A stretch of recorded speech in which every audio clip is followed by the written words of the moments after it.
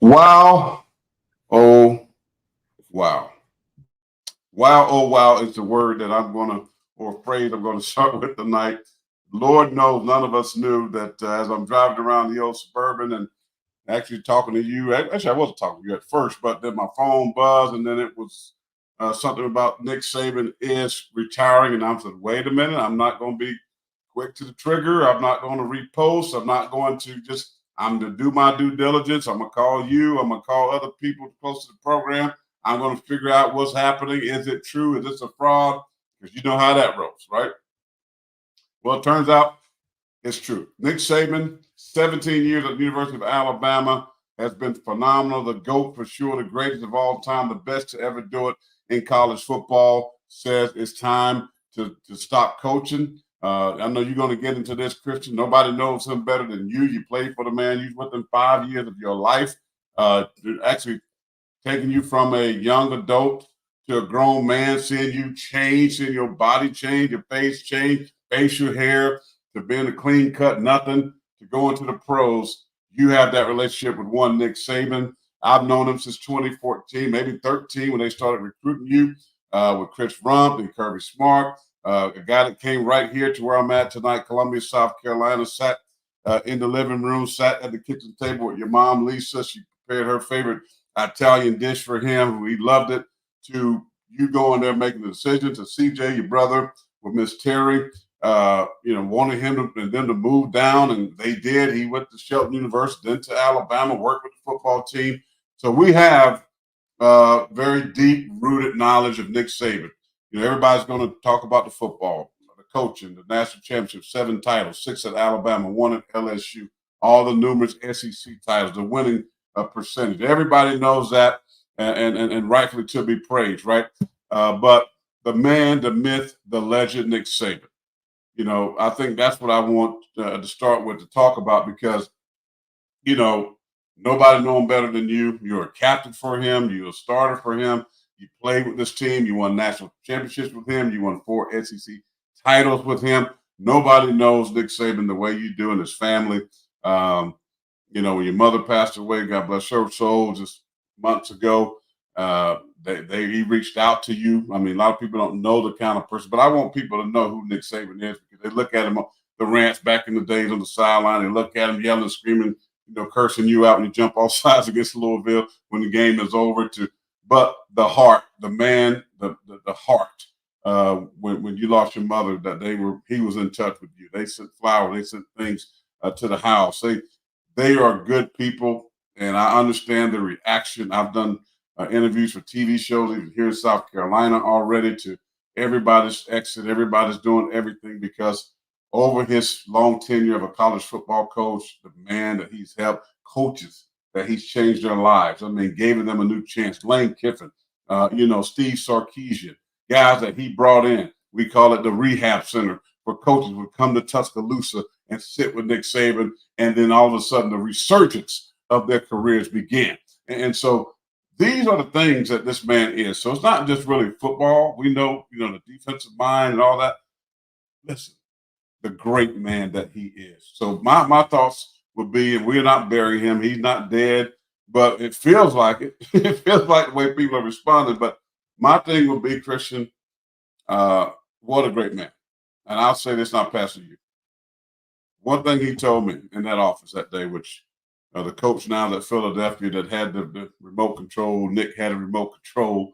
And as I sat there in the office and he was selling me the University of Alabama program for you. One thing he said was that I will take care of your son. Your son's a Sunday player. You may not see it now. He'll be a grown man when he's done. His life will never be the same. He talked about you changing and what Alabama would give you. And he said, I know you're in South Carolina, but don't worry. We will take care of Christian just like he's our own. And I can tell you, he has done that and continues to be that. Where you work with the team, you go around the program, you are right there. He allowed me to come down, allowed me to train you before the NFL draft to use the facility. I mean, always a great relationship there with Coach Nick Saban. So I hate not seeing him or not going to be able to see him on the sidelines. It's going to be hard to see somebody different coaching the University of Alabama. But, man, Coach, job well done. The lives you touch, the lives that you change. May the Lord bless you and Miss Terry. I think it's awesome that you, even though it didn't end the way you wanted, but the fact that you can go and enjoy life while you're young, you're in great shape. You got a house next to Tiger Woods in Florida. You got Mercedes dealerships. You got Ferraris. Why not go and spend time, be a granddad, which I can tell he loves, with your children, with those grandkids. Those are things that you cannot get back. And the older you get, the less shape you're going to be in. So why not? I mean, is it going to be different when you get 8 versus 7? No. So kudos to Coach Saban. May the Lord bless you. Tough news today. Can't believe we actually doing a live talking about this. I thought it would be another year or two. But Nick Saban beats to his own drum. And, you know, so based on what Chris said and what someone was saying that, you know, he told the team they will be the first. We have confirmed that. He talked to his team first. He told the players earlier this afternoon, and just after 4 or 5 or so, he told said reporter, we know who that is, that he can break the news. And so that's how it all broke down. So he talked to the kids, the coaches first. I can't wait to find out what that was like in that room. And then he allowed people to go ahead and write the stories and all of that. But he wanted his kids to know first. He wasn't going to do a swan song. He wasn't going to say, I'm done next year. I'm going to wave at the crowd every game. No, that's not who Coach Saban is. So there it is, 17 years for the Alabama Crimson Tide. Nick Saban says bye-bye. And, tough news to take, but at the same time, job well done, Nick and Terry Saban. Yeah, I mean, I don't even know where to start, honestly. I mean, it's such a weird feeling. It's eerie, right? It's kind of morbid almost. It almost feels like we're mourning, even though he's still a couple miles down the road from it right now. But I really don't know where to start, man. I think this is just so shocking. You know, I just was talking to people, you know, in the program literally 30 minutes before this. I don't think anybody really had a clue this was, you know, going to take place. I'm sure maybe there was a couple close sources, maybe Greg Byrne. I'd imagine he probably had some type of idea. But, you know, for the majority, though, I don't think many people in the program really thought that this was coming, at least so suddenly. And, you know, from a personal note, you said a lot of great things about him. And I just want to touch on that real quick, just because that is really important to me, because he's been instrumental in my life and, you know, my transitioning to a young man, right? You know, he came recruiting me when I was probably 16 years old in Columbia, South Carolina, when I was maybe 200 pounds soaking wet.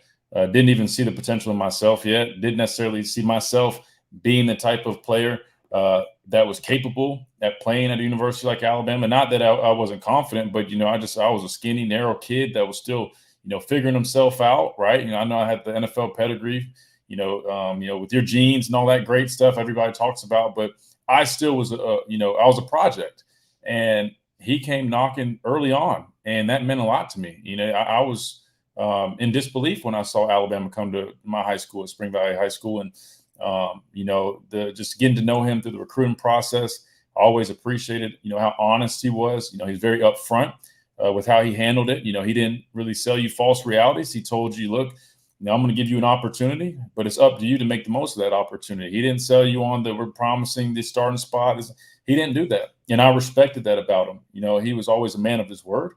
And, you know, he did so many great things. And when I got to the program, and, you know, I think back to, you mentioned him coming on a home visit. My mom made that wonderful baked ziti that she loved to make. And, you know, he enjoyed it. And a funny story, you know, at the time we had that Xbox thing where it had the camera, and he was talking using his hands a lot, and it was activating the camera, and we all were kind of laughing because he probably had no clue, but he was basically, you know, like the Xbox was reacting to what he was doing and stuff. But, you know, fast forward, I get on the campus, man, and, you know, we furthered our relationship, and I'm just so appreciative of him because he was, you know, very influential in molding me and shaping me into the man that I am today. You know, not just from an X's and O's standpoint, but even off the field. I mean, the principles and values, and the life lessons that I've learned from him over the years are things that I'll carry for the rest of my life. You know, it's, you know, I remember Coach Cochran used to urge us, you know, every single day we're in those team meetings, man. Coach Cochran had a little notepad. He'd get us notepads, always take notes, man. Coach Saban is always dropping nuggets of knowledge that you can use, you know, on the field, off the field. And I'm glad that I practiced that. I took notes, and again, there's a lot of things that come up in my life. You mentioned my mother, my beautiful mother.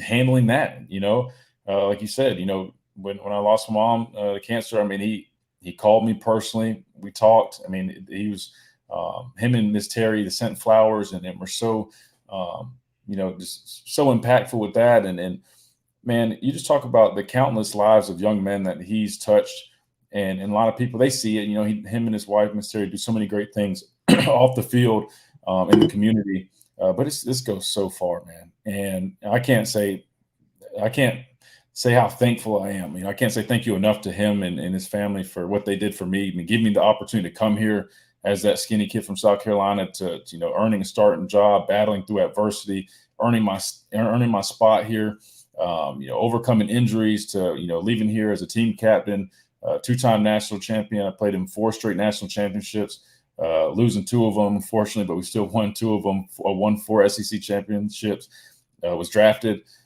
Played in the NFL, and even to now, being able to work with the media team, doing broadcasting, working. I mean, they allow me to come and hang out at the facilities, to eat there, to train there, you name it.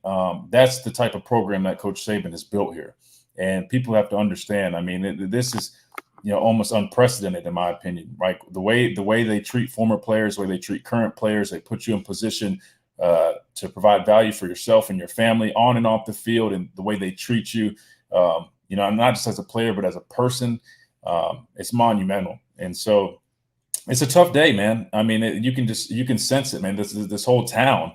I mean, obviously way outside of Tuscaloosa, but immediately here. I mean, it's just this thing really sent shockwaves because nobody was expecting this. Hell, we were talking about more so, hey, like what's the coordinator situation looking like, and then boom. Right. I mean, we're looking for a lot more than just a coordinator, but that's just kind of, I just some stuff I wanted to share on my behalf in terms of, my relationship with him. He was always tough on me, right? Because he expected a lot out of me. He always knew that I was one of those cerebral guys, a smart football player that he could, rely on. And if I messed up, he got on me hard because he expected more out of me because I was one of those guys. And I always appreciated that because I was always my toughest critic, but having a coach like that to really push you to be even better in so many facets of football and in life, man, it ultimately shapes you to one of the best, possible, people that you can be, right? And I just can't say thank you enough to Coach Saban and his wife and his family for everything that they've done for me personally, for all the other young athletes.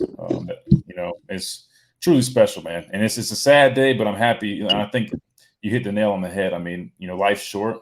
I've learned that personally with my situation. And, I think, at some point you do need to take time to really spend it with your family. Because, I mean, we were talking about a guy that's a grinder, right? Coach Saban doesn't just coach football. I mean, that's his life, right? I mean, he's in there, early in the morning, leaves late. I mean, he gets to spend time with his family as much as he can, but he's not going to do things half-assed. I can tell you that right now. And so he always said once he got to a point where he didn't necessarily feel he could, contribute the same way that he once was and keep that winning culture going, which I still think he can. I think it's just taken a lot out of him. I think this past season was very difficult for him. And then you throw in all these factors, all these moving pieces like NIL, transfer portal. It's a lot, man.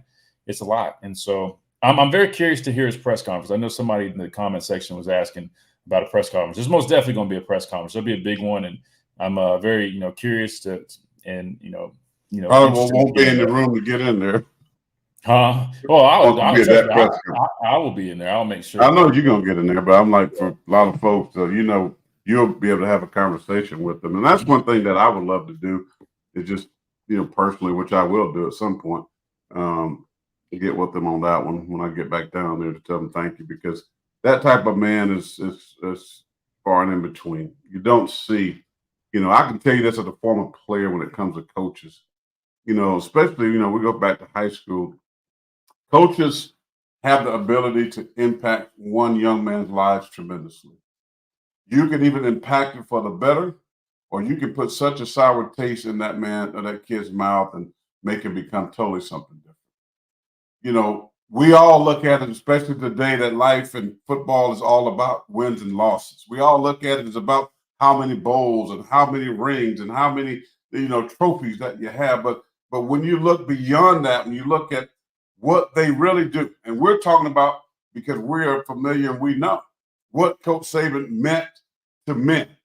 I mean, Coach Saban went into areas and neighborhoods where he probably didn't even feel safe, or houses, and having to do an in-home visit where people's houses were and all that in a bag of chips, where floors were probably falling into because their living conditions were that bad. So you take a man out of this horrendous environmental position and say, I'm going to change this young man's life. I'm going to give this man back better than in which I came and picked him up. These things happen. That's why you see relationships like with Terry Arnold and Miss Terry, the love there, even from his wife. Like, we get caught up in all the other stuff. And most people care about that more than what happens to Christian Miller or to me or to, they don't care about these kids that way, to be honest with you. A lot of people do, some don't. But when this type of stuff, when the coach says, period, exclamation point, whatever it is, I'm done. And when you know that, man, what a privilege. What a privilege it was. And I'm proud of you. I'm happy for it and all these other kids that you had a chance to learn from the greatest coach of all time. You had a chance to that man drove you. As I sit here and talk about it, you and Lisa, your mother, when we were on the official, he made me get on the bus. But he know who he needed to get, Lisa. He got Lisa. Come on, Christian. Jump in this nice 500 SL Mercedes. When we go to that place downtown Tuscaloosa to eat dinner, y'all roll with. It wasn't all the other recruits who they had the best of the best on that visit, both Scarborough and others. But he chose you and your mother to ride. And I think CJ was there too, to ride in that Mercedes-Benz, and he drove you to dinner. I rode the bus. But I'm just saying, he knew, and he talks about people like yourself and what you meant to Alabama. He takes pride in that. Now, Coach Saban is quitting this job or retiring, excuse me. I rebuke myself for saying that word, quitting. Steve Spurrier quit from South Carolina. That's quitting. Nick Saban retired. And he always said, and I thought about this today when I was on the phone with y'all at Jamie's house. In his press conference, he apologized. And I'm going to play this tomorrow on the show. He apologized in that press conference. And he said, the thing it is, I'm sorry. And I'm not quoting him verbatim. He said, I'm sorry. I wish I could have done more to help my players. And then you compare that to the other thing in which he has said. He said that if I feel like I can't do what I need to do or what I used to do, and I'm not making that type of difference, then that will be the sign for me that it's time to go. And basically, that's what we just witnessed. I think Coach Saban lost that game, and he felt like, I can't get these guys to that place anymore. I did the best that I can do. And we've all said that this year, despite the loss to Michigan, but this year could perhaps be the best coaching job of his entire career. To take a team that don't have the Jimmys and Joes like he used to, and even get them, he won an SEC championship, so he's not leaving ringless. And he really could. Missed opportunities, had another national championship. But I think in his mind, he can't do anymore. And let me add this, guys, think about this. Nick Saban, as much as he tried to adapt, Christian, he doesn't like this transfer portal.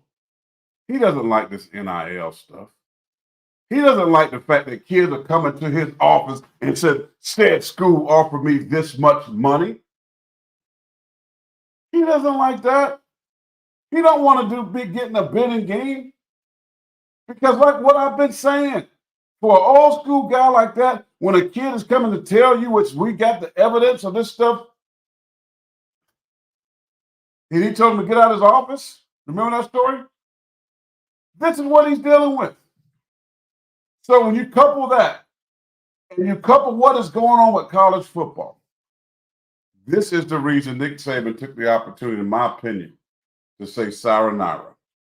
You can't come into this man's office that's got all of these trophies and rings, and when you walk in that facility at the Mal Moore, and you see what's on display, all the All-Americans, Heisman Trophy winners, captain's handprints, all these names that will forever be ingrained or in places where people are going to go, oh. And you're coming to this man's office and say, Coach, yeah, I like to play here, but said school is offering me $300,000. What can y'all do?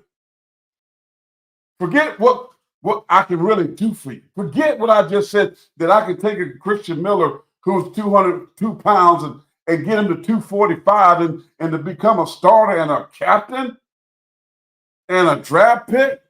Forget that I can help you conquer your dreams. I can help you go from young adult to young man.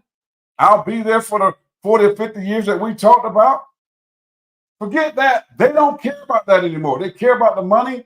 And now you go, nah, I don't want to be a part of this, because you know why? It's going to get worse. So don't think, Christian, that has something to do with, you know what? This time for me to ride. This time for me to get my Ferrari,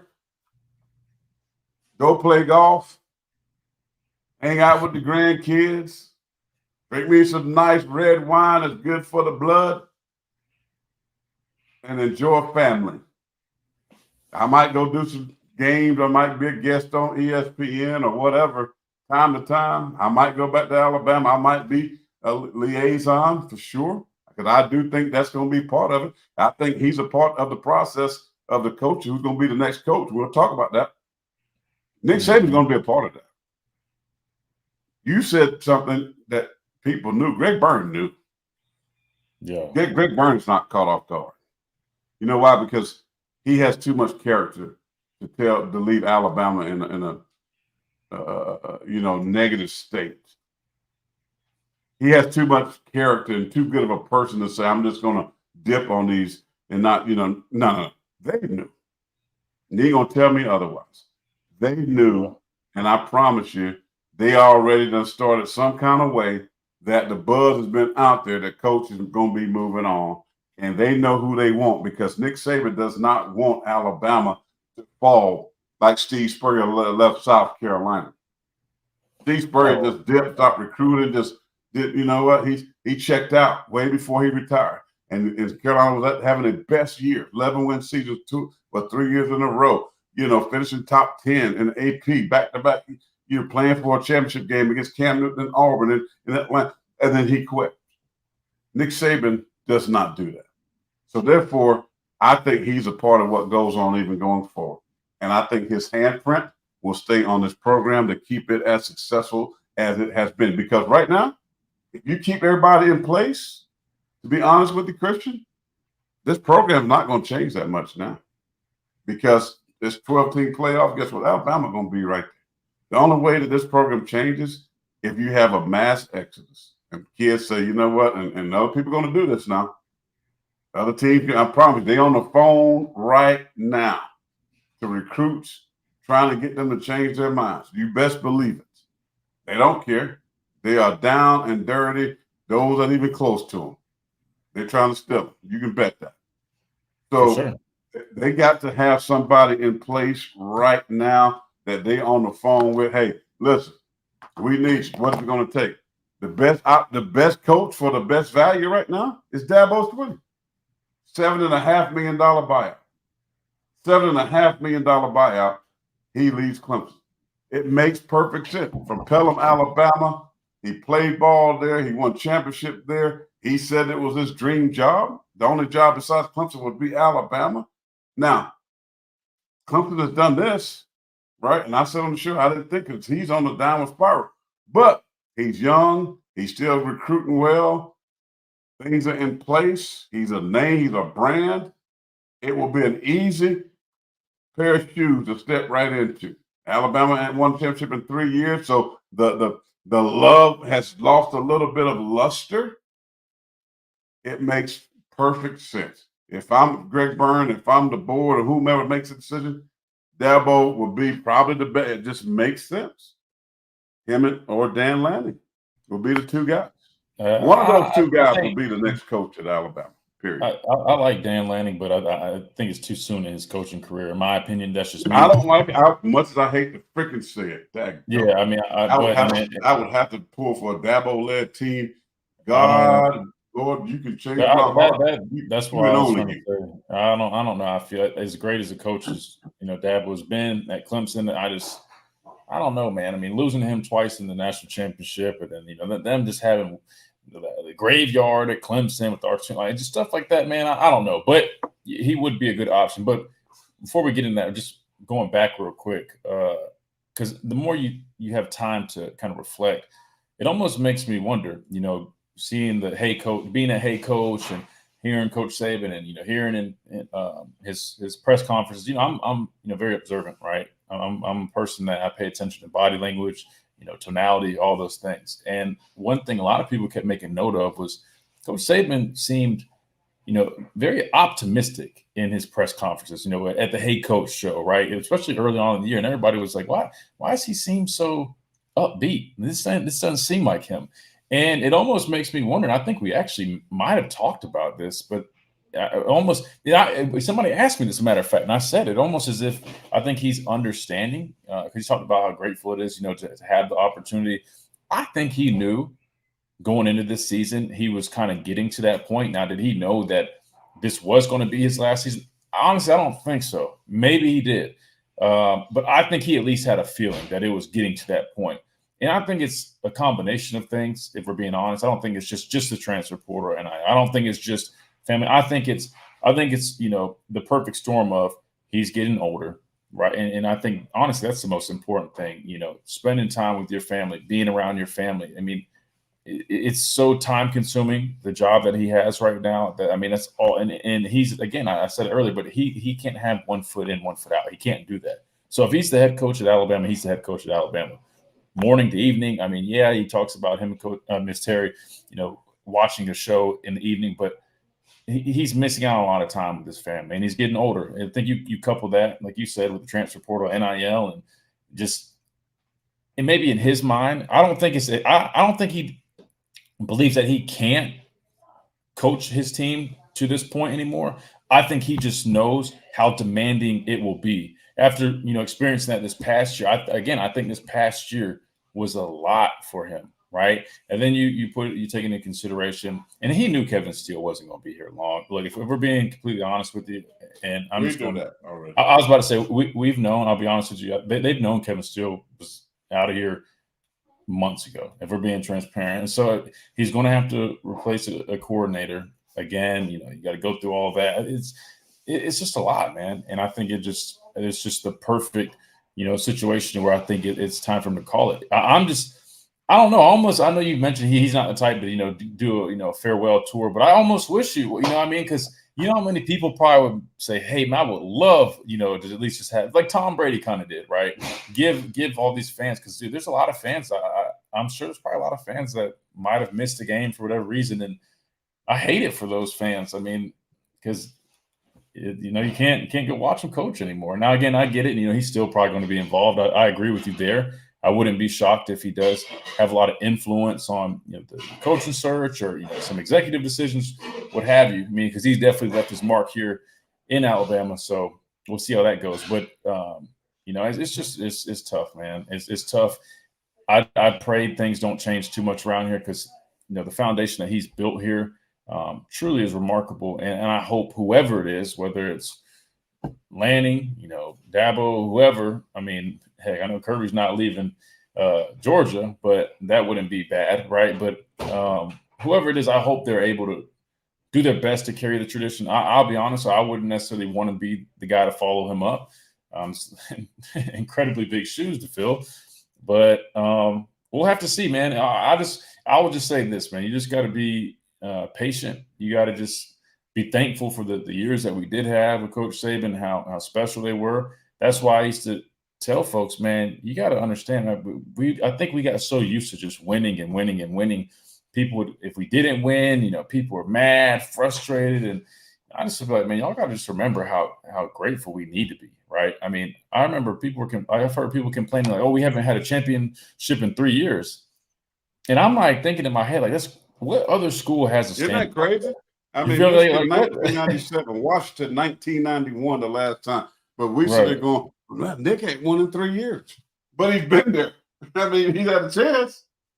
These teams haven't been relevant much. I hate to cut you off, but we do have a guest. I'm gonna see if he's ready. Get his thoughts on here real quick. Let's see. Brass, can you hear us? Hello. There he is. Brad. Special guest. I didn't inform anybody yet because we were making sure we still could get him. I know he's busy training and stuff. Oh, I guess you did, but we got a special guest on here as we're breaking down the news of Coach Saban retiring. But he's probably not on X. I can't even put a Twitter out there or X, can I? Huh? You got Brad, Twitter, you on X? Yeah. It's Chris Braz 14.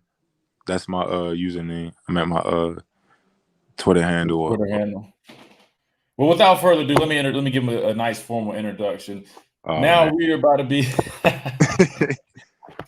be joined by none other than the man, the myth, the legend, Chris Braswell, former outside linebacker for the University of Alabama, because he just declared for the NFL draft. So congratulations to him after a stellar career here at the Capstone. I've had the pleasure to really get to hang out with Chris the past season and break bread together, talk ball together, and we've grown to have a really nice relationship. So he was gracious to hop on here and talk some ball with us. I guess it's definitely a very unfortunate situation. The first time we get Braz on here, we're talking about Coach Saban retiring, but I thought it'd be good though because we can kind of get his thoughts, on playing under Coach Saban, his thoughts on his retirement, then kind of get a little update on where he's at. So anyway, I'd like to welcome now to the podcast, Miller's Edge, Chris Braswell. Appreciate Chris. Yes, sir. Yes, sir. Give him a little clap. So, Chris, real quick, update us real quick. Let everybody know kind of what you got going on. Because I know you just declared for the draft. And we talked a little bit before you hopped on. But where are you at right now? What do you got going? All right. So right now I'm currently in Frisco, Texas. I'm training for the 2024 NFL draft. And I'm training at Sports Academy. So, working with Mo. He's a very good speed coach. Trying to get that 40 time up. Yeah, we need that. We need that up. I'm not gonna lie, 4.5, bro. We need a 4.5. I'm not gonna lie. You got like a long stride, so I feel like you got like sneaky speed, man. But a lot of people look at me and they be like, "Nah, he not fat." I'm really sneaky, like body wise. Right. Big. I don't look that fast, but I definitely can move. A lot of people I can move. So what are you expecting to run? What's your number that you're trying to hit at the combine? I don't know. I want to try to get in the 4.5. Try to. That's what I said. Listen, Brass, what's the weight? What you weighing? 250? 255, 260. 255. You run a 4.5. We got to get that bend. One thing you got to talk about when you're back in T-Town is I got to get you on the bend. Man, bend around that corner, hips and things like that.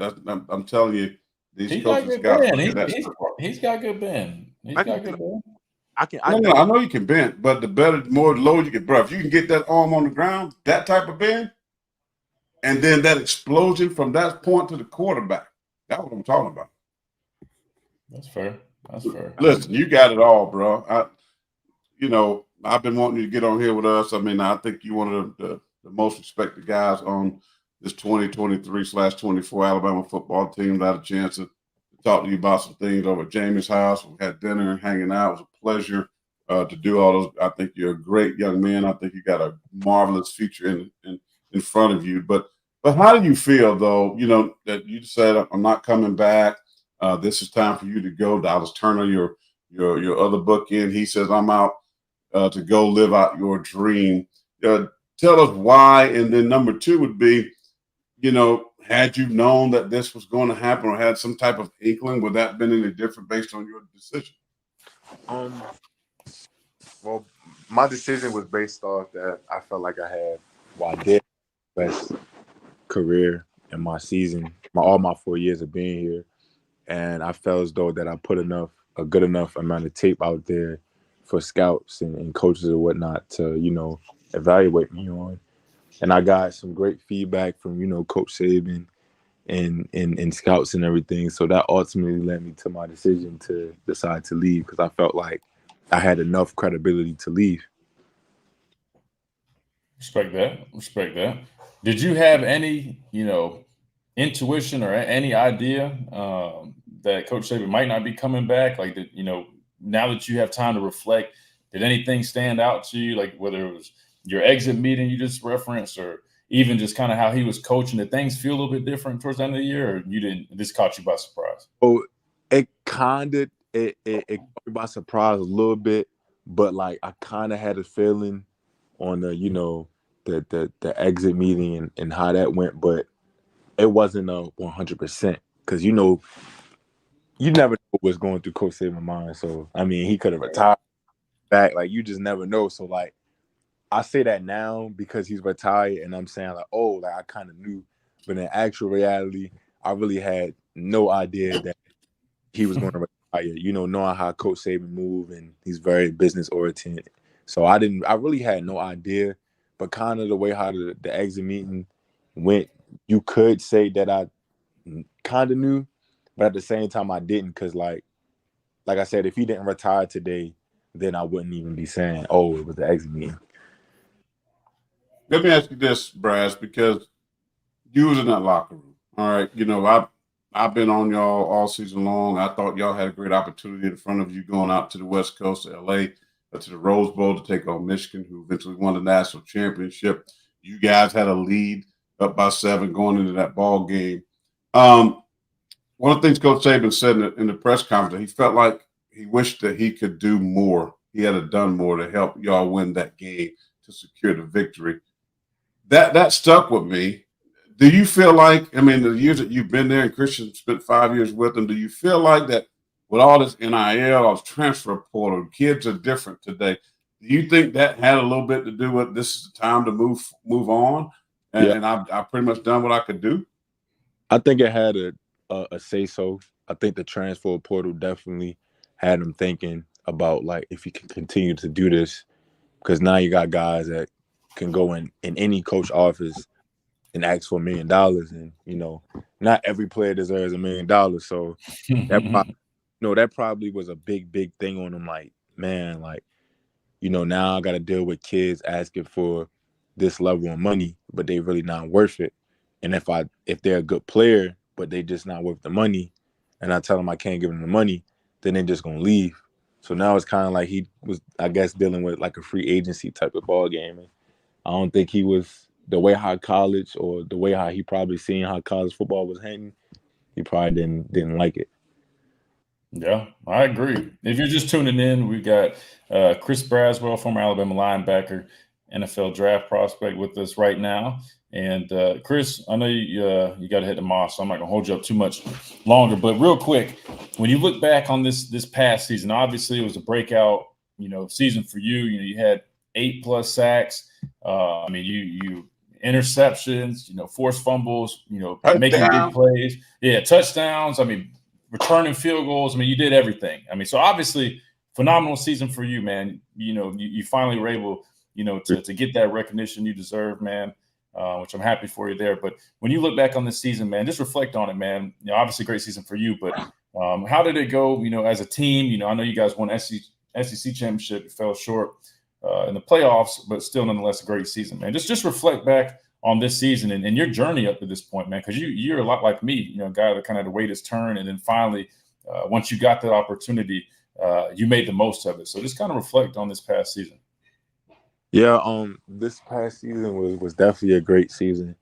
Being that I was at Bama all 4 years and really didn't play at all. I didn't play at all my freshman year, sophomore year, maybe played 200 snaps. Junior year, didn't really play like that. Maybe only played like 30 to maybe 100 more snaps than I did my sophomore year. Then coming into this year, being that 4-time starter rotational guy was definitely great. And we had a lot of ups and downs. Well, we had some ups and downs this season, especially in the beginning of the season where, we go out there and we obviously we beat Middle Tennessee, and then we take the L to Texas, and then we come back to UCF and USF I'm at, and we come back to them, and we didn't play our best football. I feel like that was kind of the turning point for us as a whole team. We had a team meeting in the locker room, and all the guys, we all just got together and said, like, look, like, we got a whole season ahead of us. If we don't turn this around, you know what I'm saying, we could lose 4 or 5 games. You know what I'm saying? And it was kind of a reality check for everybody, and everyone, no one wants to lose 4 or 5 games. So after that talk, we kind of stick, especially on defense, we kind of wanted to stick to that DOA mentality, which means dead on arrival mentality. And kind of from that point on, when we came into Ole Miss and the rest of the SEC teams, it was all about putting in that work and staying disciplined and going back to the foundation of the meeting that we had after the USF game. And then, a lot of people wrote us off. A lot of people didn't even think that we would even get to the SEC championship, let alone the national championship. I'm at the semi playoff game. So I mean, it definitely was a lot of ups and downs this season. Took a tough loss in the Rose Bowl. We worked so hard, we just couldn't get the job done. And obviously, we wish we could have been playing on that game on Monday against Washington or whoever else it would have been. But, it was a great season. I love all my guys from that team. Great personalities from the team. This year was the first year that we did team activities together, actually team bonding and everything. So I think that also translated to the field or whatnot, how we was able to face so much adversity and never back down.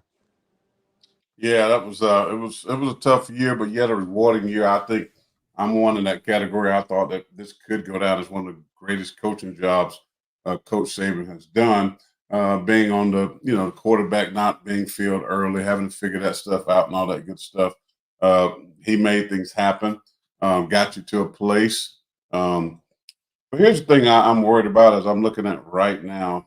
This is national, global. Matter of fact, this is global news. Nick Saban retiring.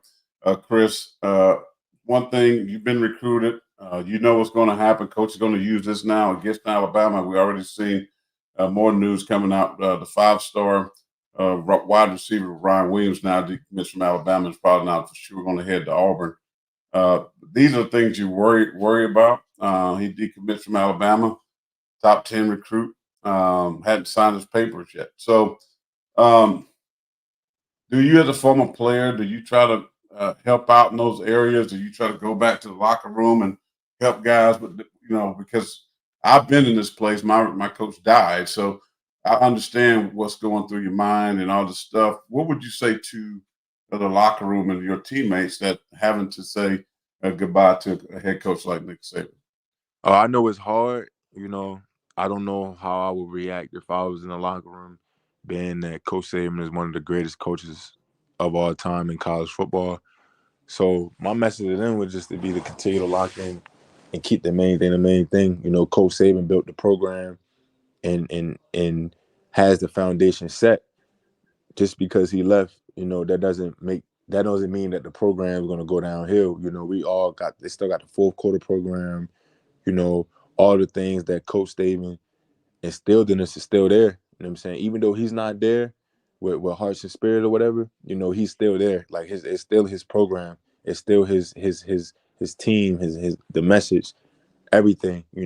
Everything that we've been through as a team before he retired is all still there.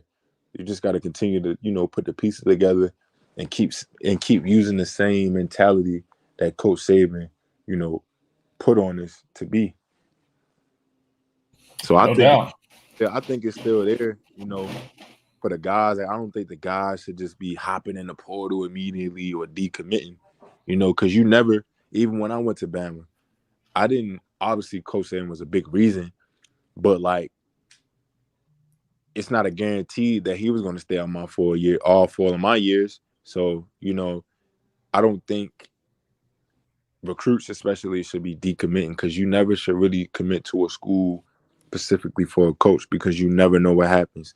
A coach can up and leave in 3 seconds, as we just seen. No one ever thought that Coach Saban. I didn't think he was going to retire. He retired. You know what I'm saying? So you just never know. You can never, as a recruit, any recruits listening out there, as much as you love, the coaches or whatever, or have relationships, don't commit to a school for a coach, commit for the program. So I feel like all the guys that's going to stay there were guys that were committed to the program and the mission and the Bama standard. That's how I feel. I mean, that's the right mentality, because you said it best. I mean, you always want to commit to a school, not a coach. And yeah, you're right, man. I'll be honest. I didn't even expect this to happen, but it is what it is. But I would say the same message: just stay grounded, stay put, focus on what you can control, and let it play out. Be patient and see what happens, because you never know. You knew this time was going to come at some point, but you just never know. I mean, there might be something beautiful that can emerge from it, even though right now it probably seem like that. But Chris, I appreciate you hopping on here. Like I said, I don't want to hold you too long, so I know you got to get the mosque. You're probably tired from training. But go ahead. You're in Dallas? Yes, I'm in Dallas, Frisco, that area. Listen, man, don't get the EBGBs out there. It is Dallas. Hey, whoa. You know what I mean? It's Dallas. Hey, Brad, it's Dallas, bro. Unc knows all about Dallas. I'm just listen, man. Young partner Christian. I've been telling you these stories when I've seen you. I'm gonna tell you what's best for my man, because I want to see you. When the name is called, we can sit here and have a little party over there in the Downs, right? He invited us to the draft party, man. He said, "But hey, I ain't. You know me, man. I'm on Dean, and I'm worrying about training. I'm locked in. I haven't been. I know that. That's what I still have to say it. I told Jim Nagy, who you're gonna know from the Senior Bowl. He's a friend of mine. Christian played in the Senior Bowl. Well, he was on the team that didn't play because he was hurting with a hamstring. But we went down there for the week, and I was telling him about you, and same kind of personality, good person. You got to worry about him, because I try to get that word out. Which they do their due diligence, but it's good when old head like Unc talk about a young man that way, because he sent me messages back and we really appreciated that. You know what I mean? So I ain't worried about you. I just that was kind of tongue in cheek, but keep working, man, and your best days are in front of you, and we definitely gonna be following that close, and I wish you nothing but absolute best. Praying that the Lord would definitely keep you covered and healthy and strong, man, because I think you're going to do great things. It's been a fun year to watch you play. I really enjoyed it. Appreciate that, man. Appreciate y'all for having me on here. You know what I'm saying? I'll come on here anytime. For sure. Anytime. Y'all want to podcast anytime. It don't matter. Yeah, we'll check in, especially when you get that signing bonus. We're going to ask about $2. No, we're not. No, we're not. No, we're not. No, we're going to get him on here to talk some ball, break some film down. We ain't mourning Coach Saban leaving. We're going to get him back on here for sure. We appreciate that. We appreciate you, brother. I appreciate that. All right, Brad. Be good, bro. That's Chris Braswell. One of my favorite dudes. No doubt, man.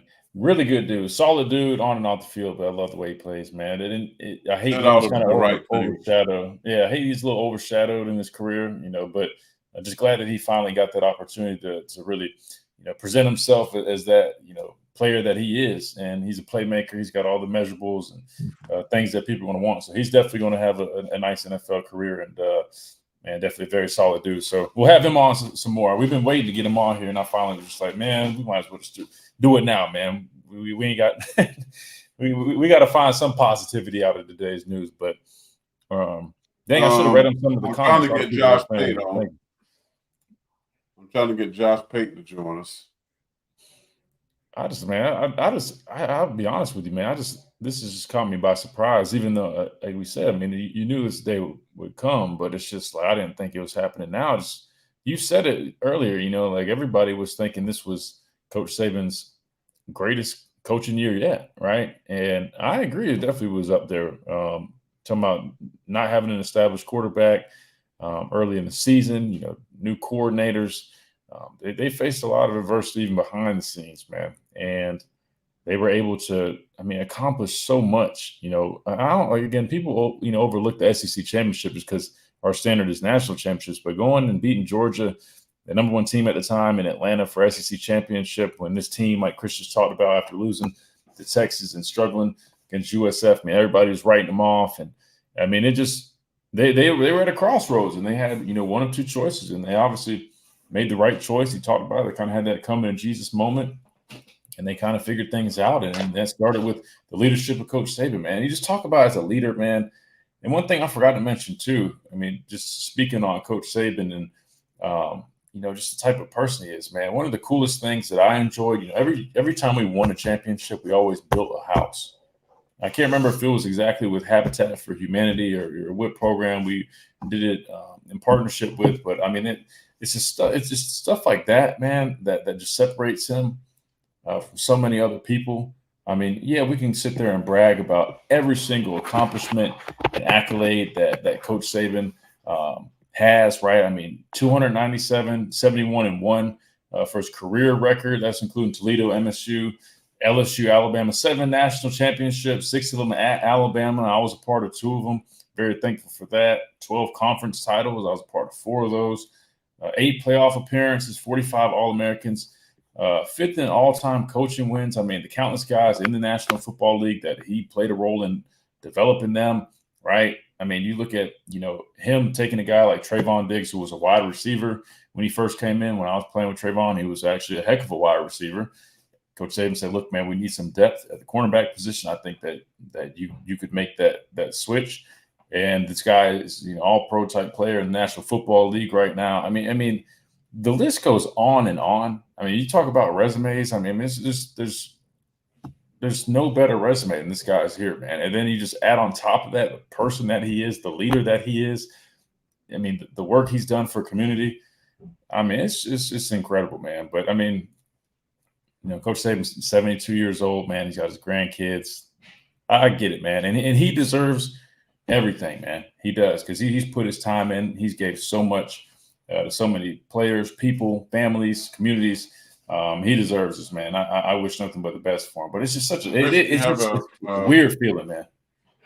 A TV here in Columbia, South Carolina, ABC, like to FaceTime or Skype you about Nick Saban. Tell him I'll pass.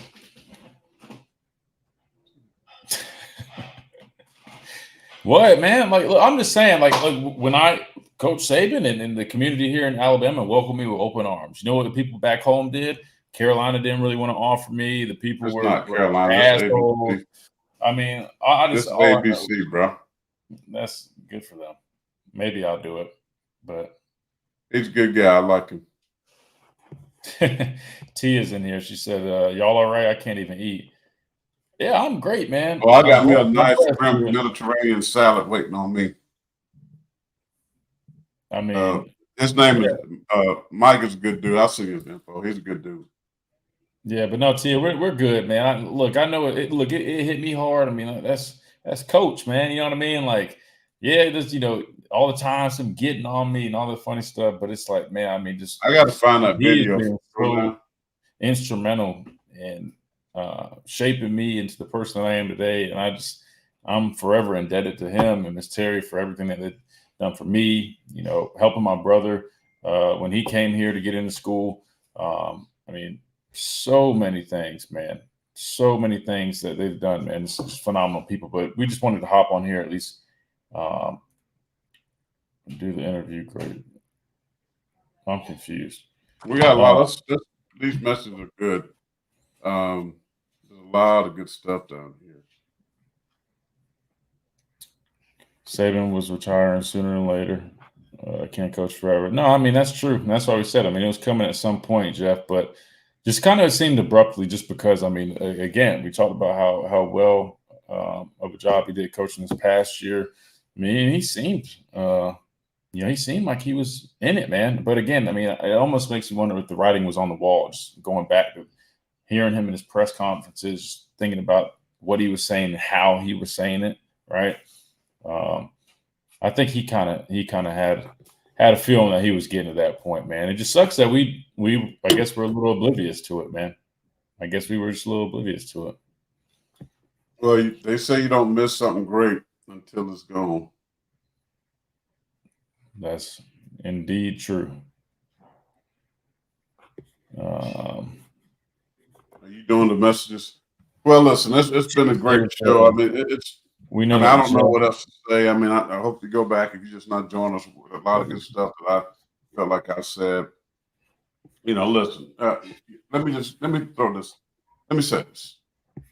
Being that one has had to retire from this great game of football before,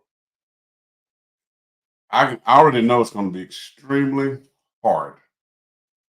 I can probably almost assure you, Coach Saban has cried many tears. And this is not probably easy. He might say it, but there's no way that you've been around this game this long and had this much success and you just can just walk away. That don't happen. And although right now it might be the easiest time because you're not with the guys as much, this time right now it spends, Christian, you know this, is with the training staff, right, till you get to spring. Like coaches don't even hardly see players that much. They're recruiting, they're doing their things. So it might be a little bit easier, but to know that he has to walk in that office and clean out that office for 17 years, he had to take that stuff out. Listen, this stuff is not, I mean, we take it with a grain of salt and we talk about it, but I'm just telling you from right here that this will be one of the most difficult things for him to do. OJ Anderson, my teammate with the Giants, Super Bowl winning running back, MVP. And me and him were very close, still are. He said when I was young and I was bumping heads, and he liked the physicality which I played with, and he always loved me as an old school throwback. And he said, Young Buck, one day I'm telling you, man, he said, one of the hardest things that you're going to have to do is say, I'm hanging up my cleats. And you don't think about it because you're young, you're making money, you're having fun, you're chasing women, you're doing drinking, you're at the club. You're not thinking about all this stuff.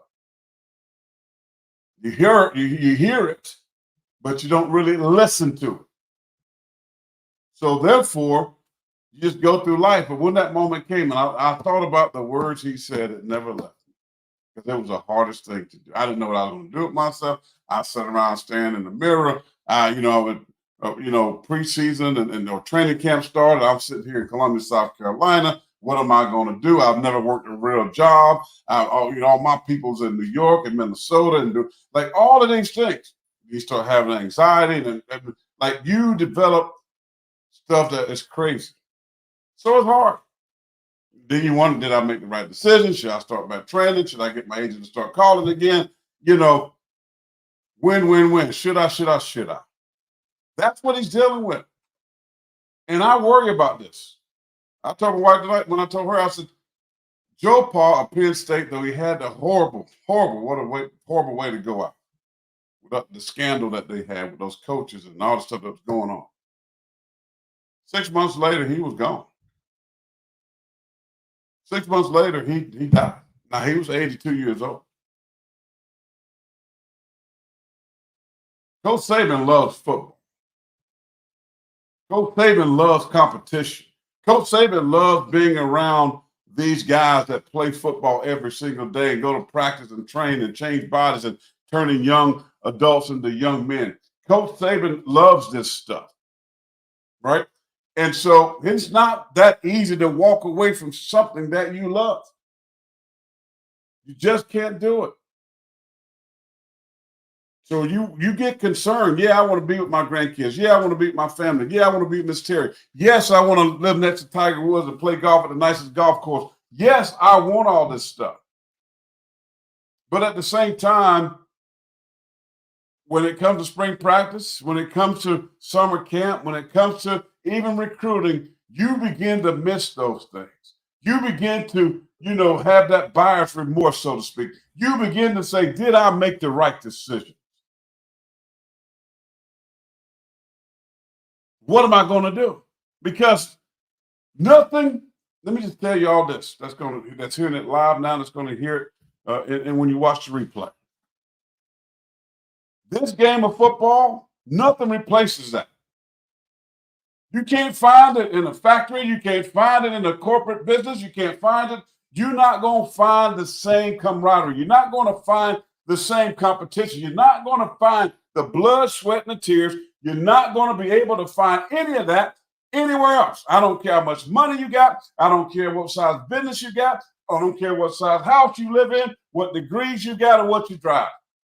Nothing can replace those years of competing, getting ready to compete, to going out on the field, to the TV games, national championship games, having confetti fall on you. Nothing will replace that in this world. That's what he's doing. Though I'm happy for him, but I know deep down he's questioning, am I doing the right thing? Maybe he felt pressure from his Terry. Maybe he felt pressure from grandkids and his children. I don't know. But I do know this. To leave this game, which you cannot replace. Nothing in this world. That's why it's the hardest thing to ever do. That's why less than 1% even get a chance. And of that 1%, the years that they can do it is 2.5. That's why not too many people can do it. And to do it at a level in which he did it, cannot do it. You cannot. That's special, man. It's special. I mean, we say that, but then again, you had Bear Bryant, and people probably thought there'd probably never be a second coming to Bear Bryant. Then here comes Nick Saban. So I don't know. Maybe we'll see. But I'll tell you, it's going to be pretty dang difficult to even come close. And we'll see how long that even takes if someone ever even does get there. Real quick, I want to say we did miss a super chat, and I got kicked out. I had some bad connection, but I can't see it anymore. But I do know it was from JD Long. It's a $9.99 super chat, I believe. So, JD, thank you so much for the support. I think you were just giving your thoughts on Coach Saban's exit, man. And again, just like you and we all are upset, hurt, man. But again, we're just very grateful for the time that we did have, with Coach Saban and everything that he was able to do while he was here in Tuscaloosa and his other spots that he coached at. But like my dad said, man, there is no replacing it. So in some way or fashion, he will be involved with football, whether it's doing some media stuff, maybe like you basically kind of alluded to, maybe having some influence on the program, almost some type of executive type. I don't know, right? Liaison, I think you said. I do see him having some role, and I think it'd be healthy for him. I would truly worry about his health if he was fully removed from the game of football, because that's all he knows besides his family. So we'll see. We'll see about that. But I do want to say real quick, though, if you haven't already, make sure you drop a like, subscribe if you like the content. Again, we're the Miller's Edge. Christian Miller, former Alabama linebacker. It's my dad, Corey Miller, 9-year NFL veteran. We do a radio show Monday through Friday on Tide 100.9. You can listen to us on the website, tide100.9.com, or download the app, Tide 100.9. We're on air Monday through Friday from 11 to 12 Central Time, so check us out there. But make sure you show some love here and drop that like. Leave a comment. If you're watching the replay, leave a comment, your favorite Coach Saban memory, or what you're going to miss the most about him. And again, man, subscribe if you're new to the channel, man. We'd appreciate that. Join the team. Again, join the Miller's Edge, man. We greatly appreciate that. But that being said, man, I think it's really about all there is to it, man. I mean, we've said everything about it. We're grateful for Coach Saban.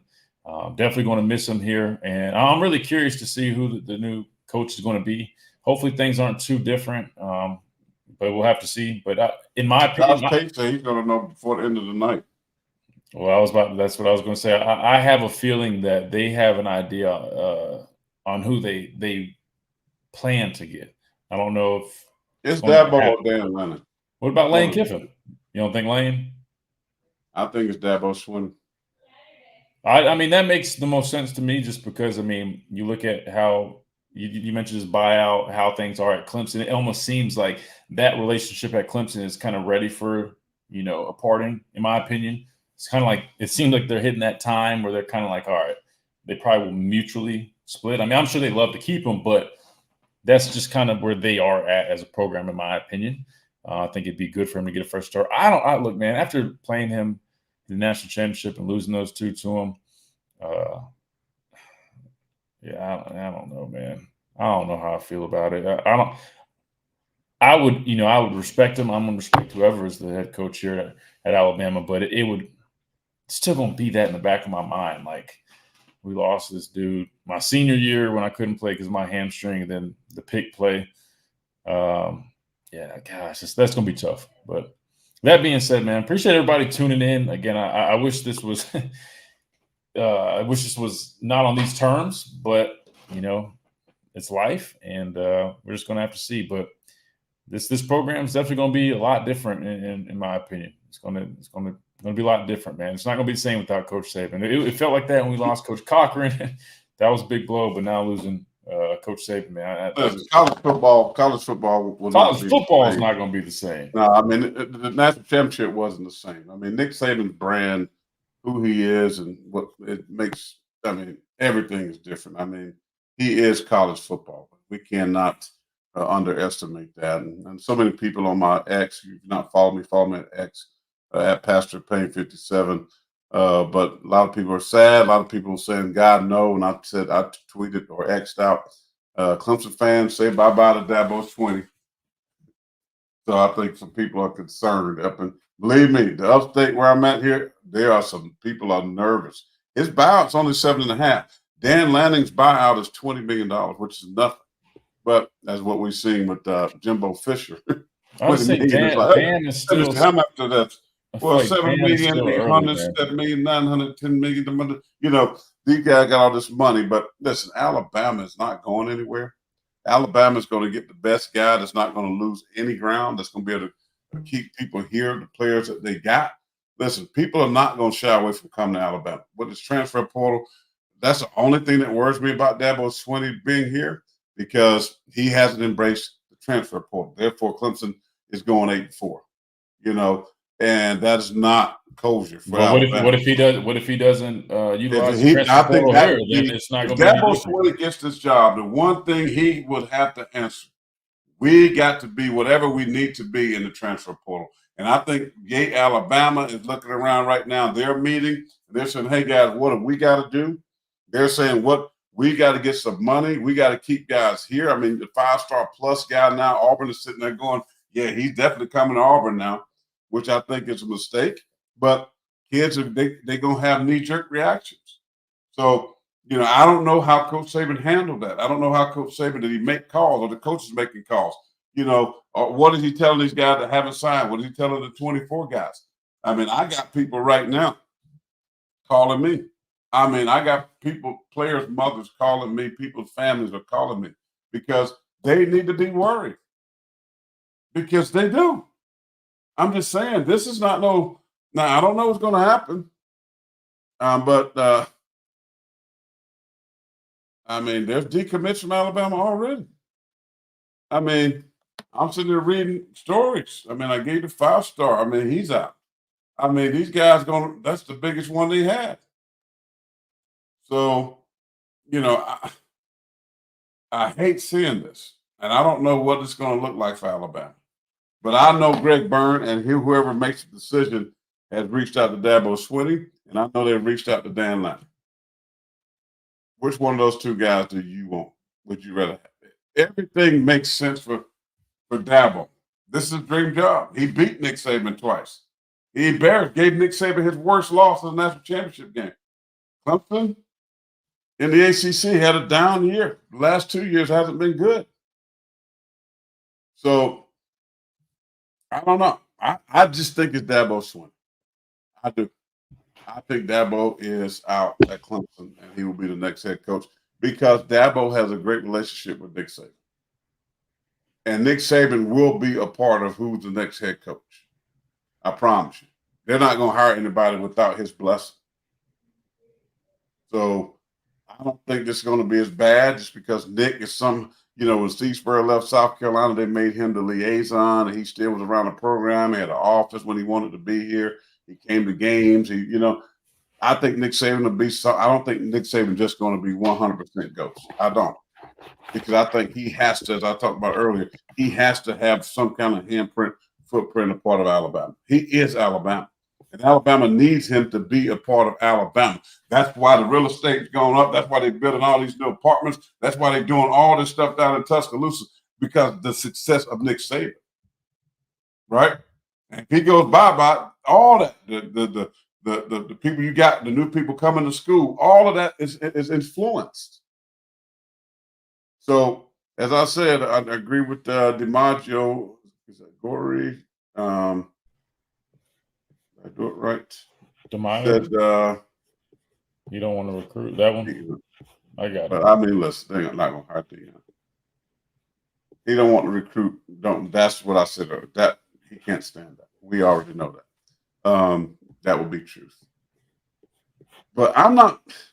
I mean, Dan Lennon did a nice job at Oregon, but he couldn't win the Pac-12 championship. He couldn't beat Washington. It's too early in his coaching career for them to give him his job. He's not a guy that. Dabo has more buzz. So much. Dabo does have 2 national championships. Dabo has a great relationship with Miss Terry and Nick. Dabo has beaten Nick. Right? They was that whole, when you was there, that 5-year run, it was Clemson, Alabama every single year. People got tired of it. But Dabo has to be willing to change his ways. Dabo has to get with the game with transfer portal. If he says, I'm not about transfer portal, I'm going to do it the way I want to do it, he's not going to win at Alabama. That's what we've seen at Clemson. That's the truth. Somebody said Dabo will drive the program into the ground, just like Clemson. I agree. I mean, I think so I've heard Mike Norvell mention. We'll see. But they don't want. Nah, they got to go. He's not big enough splash.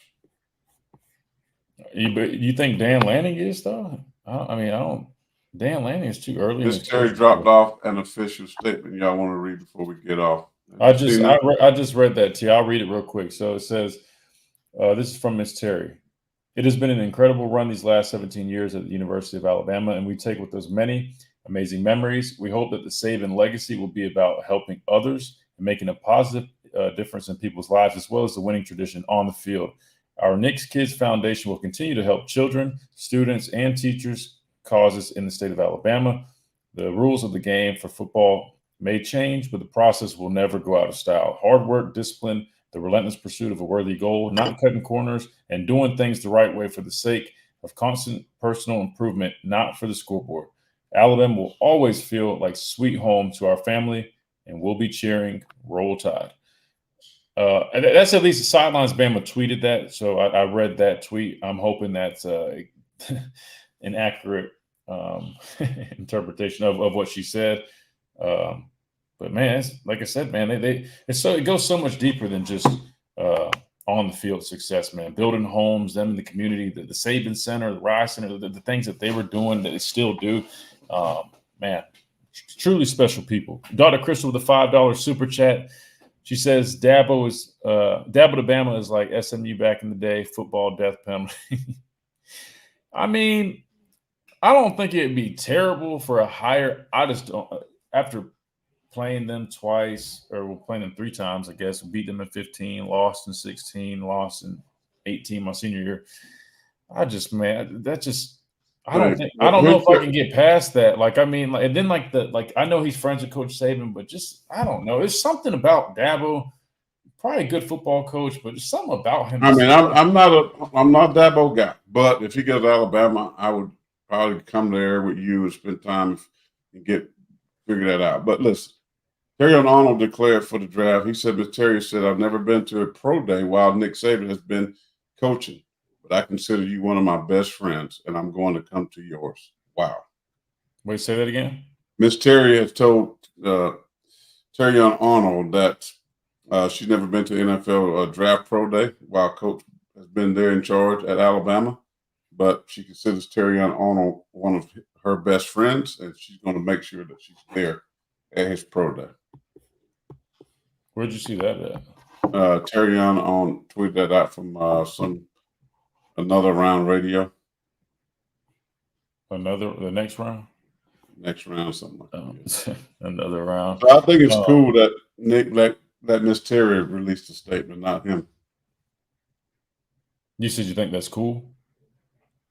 Yeah, I mean, he's saving it because he's going to have. I mean, there's going to be something. Yeah, but normally a coach will say something. But I think Nick is. I I bet Nick is not in a good place right now. What do you mean by that? I mean, this is his decision, right? I mean, yeah, but as I talked about the internal dysfunction and struggles that's going on inside. So I think this is a very difficult day, as she said in that post. I don't think he could have done anything today. Dr. Crystal said Dabo to Bama is like SMU back in the day. Football death penalty. Oh, wow. Thank you for the $5 super chat, Dr. C. I just read that. You must have been reading. I wouldn't listen to you. You never do. Well, I was reading this. Yeah, I'll be honest. I mean, Dabo's obviously experienced, credible, but I'm not feeling it, man. Okay, Tia says, all right, Nick Saban just dropped his official statement. I was about to say, there's normally a press release, some type of thank you, Tia, for keeping us up to date. I'm trying to we're on X and doing this at the same time. No, that's what I'm trying to engineer the show. And Tia, where did you see that at? I'm trying to find it so I can read it for everybody. Yeah, I mean, and it's probably just a typical press release. Why did Danny Cannell just pop up? I don't even follow him. I don't even care to hear what he has to say. That would be a disaster. She said UA Athletics. All right, here we go. Let's find this, folks, real quick. Sorry, I'm trying to find it. UA Athletics. All right. Official Coach Saban release. I guess I got to click the link. Can you put on the screen? Yeah, there you go. I'll do that. Sorry. There we go. I will put it on the screen. Let us know what your thoughts are in the comments. Who do y'all think is going to be the next head coach? Or who would you like to see as the next head coach? Let us know in the comments. I'm pulling this up. And this is probably going to be a typical Coach Saban sounding answer. I want to hear a press conference where you can actually ask questions. I think that would be a lot more insightful, in my opinion. All right, here we go, folks. Here we go. It's on the screen. Let's see. Whoops. All right. Alabama's Nick Saban, who has won more college football national championships than any coach in the modern era, announced his retirement on Wednesday. Here we go. The University of Alabama has been a very special place to Terry and me, Saban said. We have enjoyed every minute of our 17 years being the head coach at Alabama, as well as becoming a part of the Tuscaloosa community. It is not just about how many games we won and lost, but it's about the legacy and how we went about it. We always try to do it the right way. The goal was always to help players create more value for their future. Definitely helped me with that.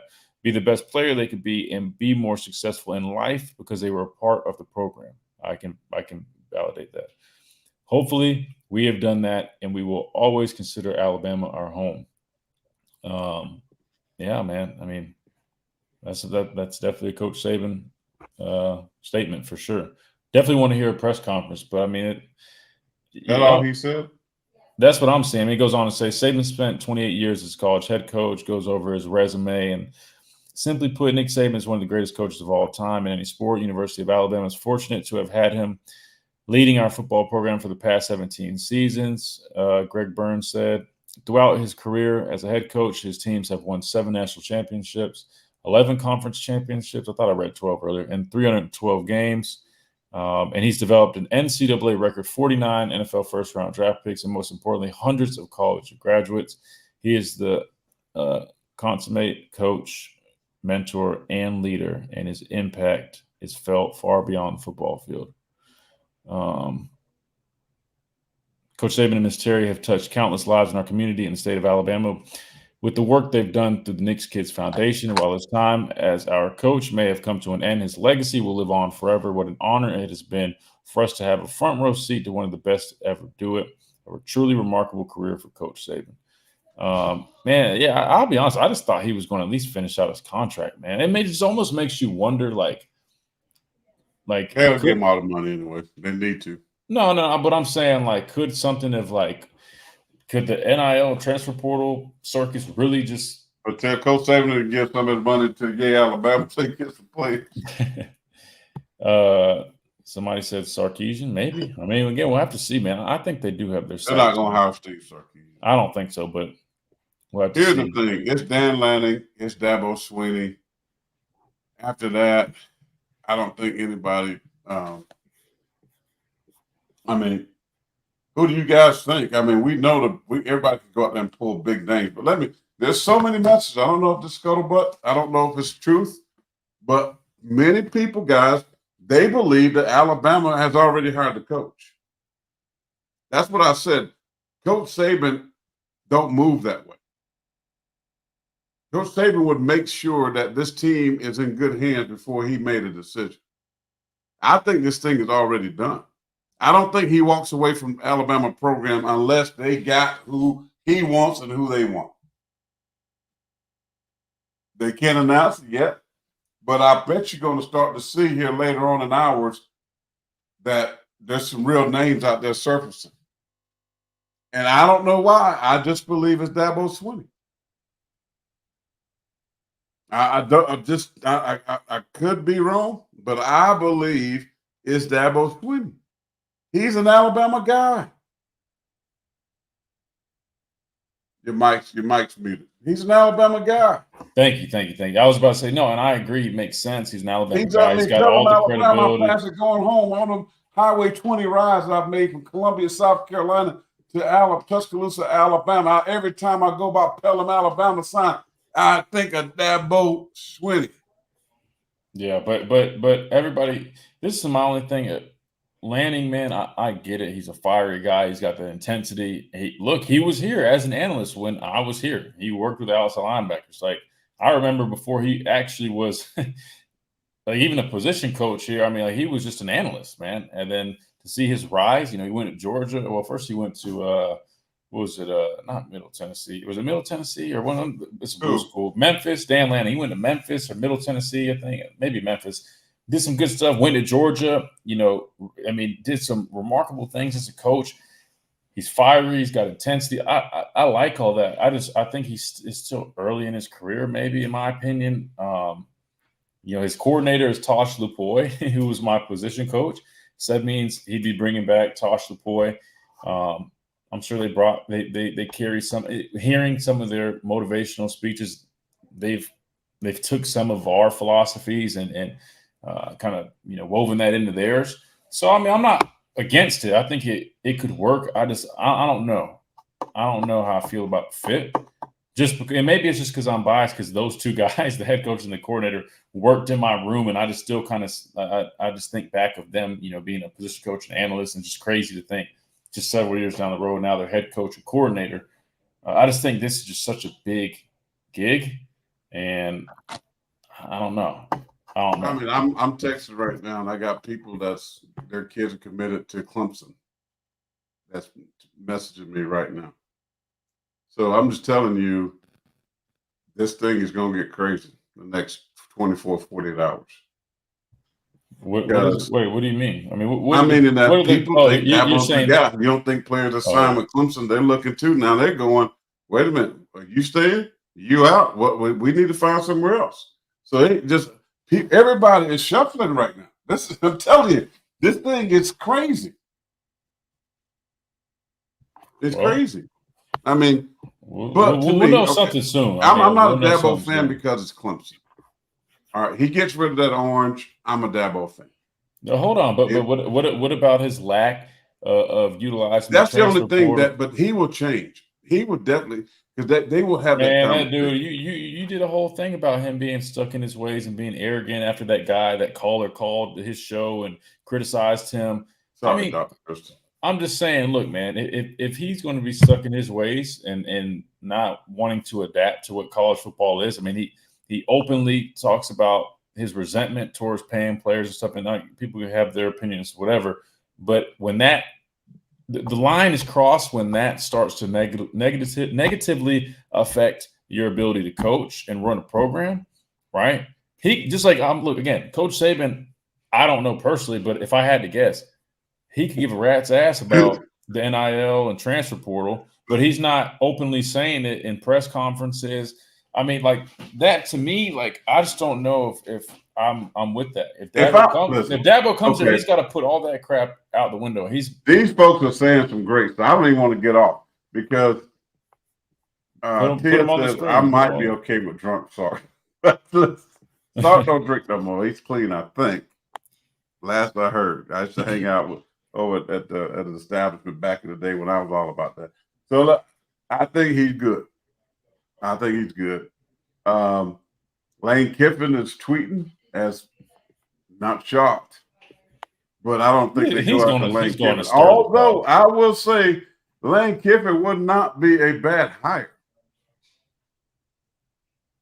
I don't think it would. Look how he's working the portal. I mean, come on now. Just saying. I don't think that's a bad one either. So maybe it's Lane. Lane did tweet something weird the other day.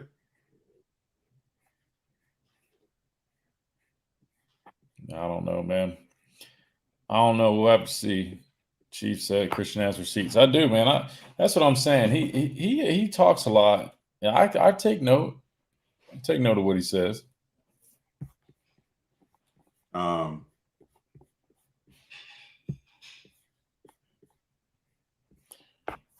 All right. Well, I think my internet's starting to act funny again, and we've been on here about an hour and a half, probably about to eat dinner. So I think we'll probably. We're gonna have to. We're gonna get back in here because I got to make some calls. Well, we can join again, or I can get off and let you sit and hang out with everybody. Y'all can do a live reaction to some breaking news. Coaching search now. Ryan Williams getting ready to get paid. By the way, somebody says he's going to Mizzou. Mizzou got a lot of money. Now, a name that everybody's kind of looking over, but I see a Kalen DeBoer here, the head coach at Washington. Nick Saban just tried to hire the offensive coordinator. He could be the guy. I will say if they do bring Dan Lanning back, that would be kind of cool to see. Tosh, he don't just do it. He don't have no personality. Well, no, but he does have that fire. They emphasize hunting, just go and get it, playing fast, physical, relentless football. So, he's like a dud when it comes to talking to the media. Yeah, he's more like Saban. Trust me, no, I don't think he's more like Saban. He's a little peculiar. He don't have much to say. He don't answer his answer questions are very short. Look, man. He's a great football coach. It would Marquise Mays. Somebody said Marquise Mays says he knows the coach.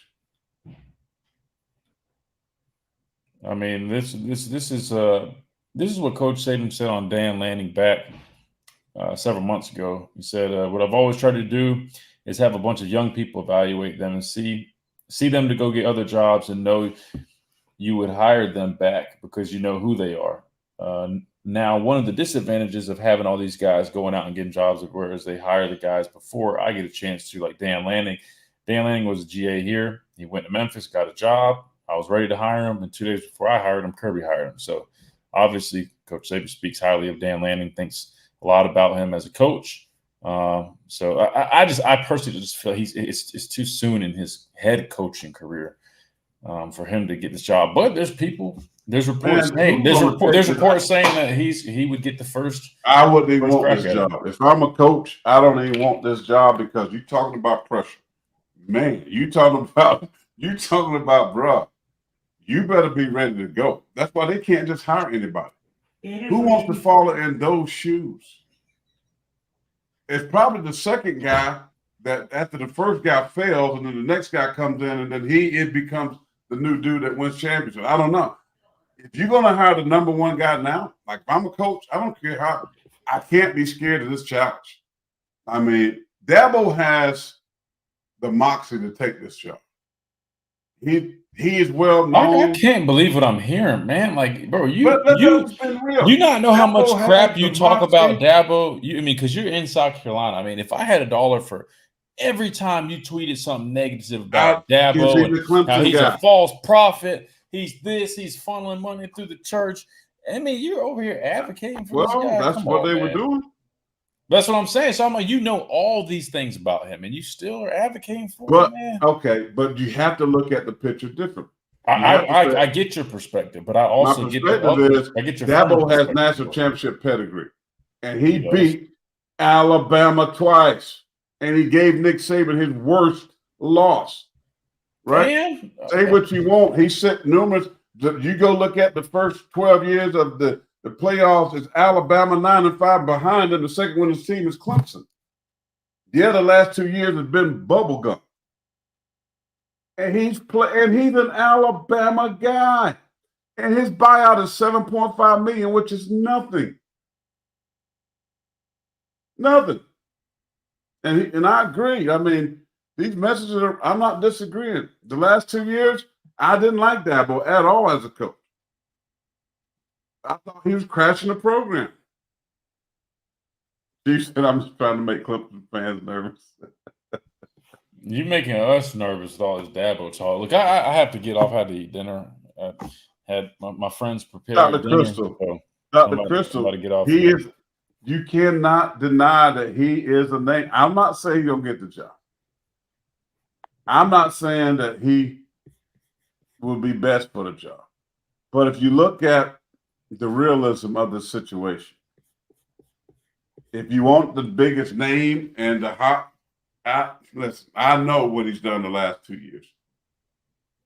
But it's crazy. Everybody in Alabama was saying, we got our guy coaching waiting. Everybody in Alabama, all these shows that I've been a part of throughout the state of Alabama, every fan has said nothing but praise and adoration for one Dabo Swinney. And now they don't want him. Everybody, Sharon's telling me, stop with the Dabo.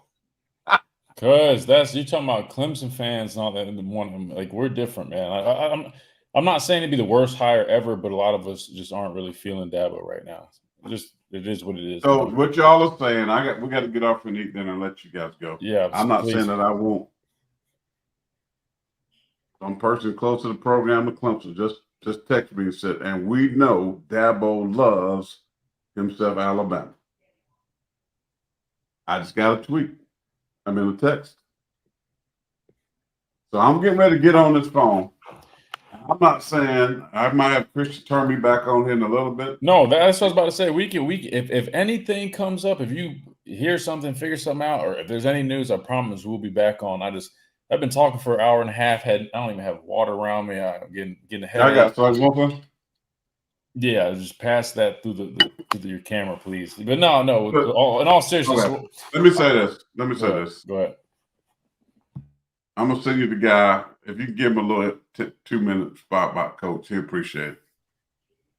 What do you do, brother? I just did an hour and a half on here on our show. You could get a man 5 minutes. I need to eat dinner.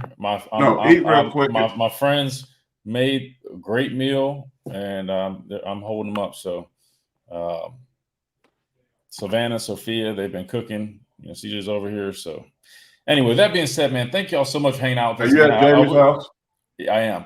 I wish it was on. Jamie don't want to come on with us? He's probably at work, man. He's probably got stuff to go. Yeah, thank you. Let Christian go. That's all I'm saying. Look, I would let him run the show, but obviously, if you can't tell, I kind of do the technology side of things. So, but anyway, that does not want Dabo. Wow. Thank y'all so much for hanging out with us, man. We appreciate it. If you haven't already, make sure you drop a like. That helps us out tremendously. Much love to everybody in here, especially everybody that contributed as well. JD Long, also Dr. Crystal. Thank y'all so much for the super chats. Super chats. Thank y'all. We appreciate it. Again, check us out Monday through Friday on the Miller's Edge, our radio show that we do 11 to 12 on Tide 100.9.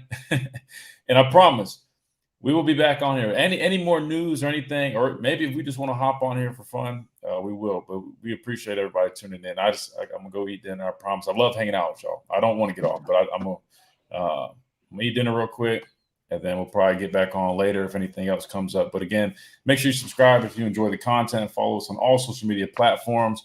We'll see you guys very soon. So he's got his. Now I'm about to go get mine. So, hey y'all. We'll see y'all soon. My new lifestyle change, Gunner. Oh my God. Y'all step. Hold on. That's lovely. All right, my turn to go eat, folks. Quinoa and salmon salad. Y'all sit tight because we might have some more news soon. I might have some We'll more see. news coming. Sit tight. Stay on the watch. That's right. You've been listening to the Miller's Edge. We'll see you guys shortly.